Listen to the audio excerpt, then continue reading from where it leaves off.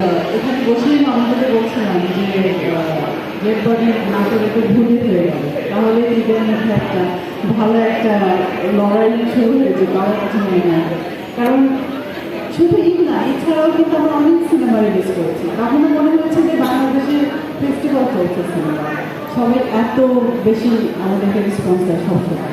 আর যেটার গত বছর তো ফিল্ম ছিল, তবে কিন্তু স্কিপ করে গেছে ফিল্ম আমি বলি না, নেত্রীদানীরা বলেছে, তারপরে অপারেশন জ্যাকপট কিন্তু স্কিপ করে গেছেন না, আর ওইটা কিনতে আসে আর কি। তো যাই হোক, আমার ট্রেলারটা দেখে ভীষণ ভালো লাগলো। আসলে হরর মুভি আমার কাছে মনে হয় যারা ইয়াং জেনারেশন তারা খুব পছন্দ করে এই টাইপের গল্প দেখতে। আর একটা জিনিস, আমরা যখন কোনো সিনেমার ট্রেলার দেখি বা ট্রেলার দেখি তখন কিন্তু বোঝা যায় যে সিনেমার গল্পটা কী হতে যাচ্ছে বা গল্পটা কেমন। এটাতে কিন্তু গল্পটা বোঝা যায় না। দ্যাট মিনস এটাতে অনেক চমক আছে, অনেক সুন্দর লাইন আছে অবশ্যই। তো সিনেমাটা রিলিজ হচ্ছে যে আমি সবাইকে রিকোয়েস্ট করবো সবাই সবাইকে সিনেমা দেখবেন। সামনে যারা আছেন তারা অবশ্যই তারা ইনশাআল্লাহ যারা নিউজের মাধ্যমে দেখবেন সিনেমাটা দেখবেন। আর সিনেমাটা যখন গল্পটা রেডি করে ইকবাল ভাই, তখন আসলে আমাকে বলেছিল যে এবং তুমি ক্যারেক্টারটা করো।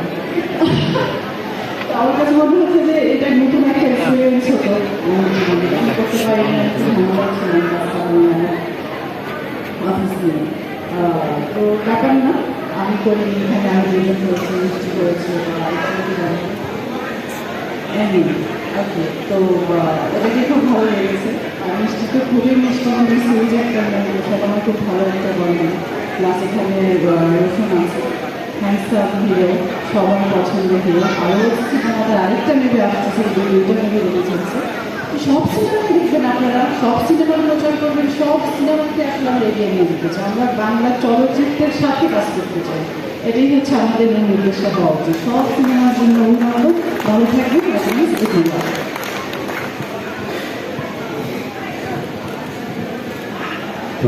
সবাইকে মাহে রমজানের শুভেচ্ছা। শ্রদ্ধেয় কাজী হায়াত স্যার ছিলেন এখানে, এখন দেখছি না। আমাদের শ্রদ্ধেয় Jontu uncle sir, Mahmud Ali sir, তারপরে আমাদের ভাই রসুল ভাই, তায়েব ভাই, আর আলমগীর ভাই, ওনাকে আমরা ইনভাইট করে নিয়ে আসছি এখানে। ওনার টিম শো আসছে, রাজু ভাই, তারপরে হচ্ছে জাহিদ ভাই, শেঠু ভাই, অনেকেই আসছেন। আর এখানে দুটো নায়িকা আছেন।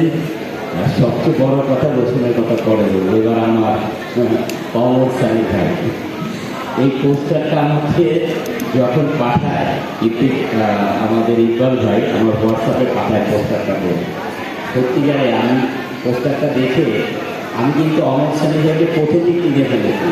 তারপরও নাচিনার ভান করে ওনাকে বলছি যে আপনি হলিউডের কোন পোস্টার পাঠাই দিলেন আমাকে। হ্যাঁ, এত ভালো লাগছে আপনাকে, অসাধারণ ভালো লাগছে। আমি আপনাকে না দেখে বলতেছিলাম যে আপনার কাছে পচাইতে হবে না, এত সুন্দর একটা পোস্টার। ইভেন যখন পোস্টার উন্মোচন করে তখন বোধহয় ইলেকট্রিসিটির এই গার্ডেনে আপনার পোস্টার সহ আপনার ছবি সহ আমি দেখেছি। অত্যন্ত একটা ভালো ছবি, অনেক সুন্দর ছবি বানিয়েছে ইকবাল ভাই। যখন রিভিউ করে, আমি জানেন আমি একটু হাইটেক মুভি পছন্দ করি। ইকবাল ভাইকে নিয়ে যখন আমরা গল্প নিয়ে বসি তখন দেখলাম ইজ রিয়েলি ইকবাল ভাই এবং বাবু ভাই যে গল্প লিখেছে, ওনাদের মধ্যে খুব ভালো বন্ডিং। আর ইকবাল ভাই অনেক মানে অ্যাডভান্স চিন্তা করে, এই জিনিসটা অনেক ভালো।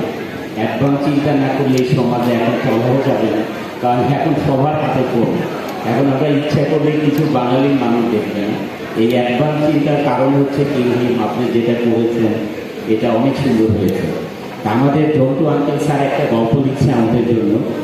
আমি জন্টু আঙ্কেলকে স্যারকে বলেছিলাম যে আমরা যে ধরেন সাদা কালো ছবি দেখেছি বা কালার ছবি দেখেছি, অবুজ মন, মাটির ঘর, এত বিখ্যাত বিখ্যাত ছবি যেগুলো আপনারা করেছেন, এখন এই ছবি হারিয়ে গেল কেন?